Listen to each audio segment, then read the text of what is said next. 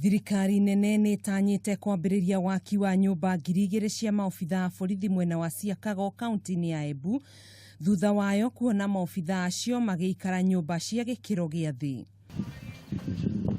Akĩaria hĩndĩ ya ũrugũria wa tabarĩra ĩyo, munini wa mũrũgamĩrĩri mũnene rũhonge-inĩ rwa waki wa nyũmba na ũthii wa nambere bũrũri-inĩ Ben Osewe nĩaugĩte nĩakenereire tabarĩra ĩyo, akiuga nĩ njĩra njega ya kũgacĩrithia mĩtũrĩre ya maobitha borithi nĩguo mahote kũruta wĩra wao na njĩra njega.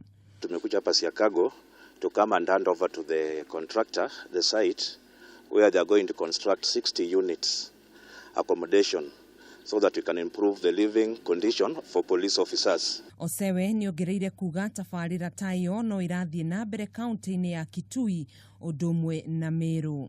We had a site with 60 units at Kwavonsa. We also had at administration patrol base also 60 units. So here at Siakago is also 60. Meru, we are going to the prison and the number is also 60. Tabarĩra ĩyo ĩkũhũthĩra mũigana wa ciringi mirioni 128 na itanyĩtwo kuoya ihinda rĩa mĩeri 6.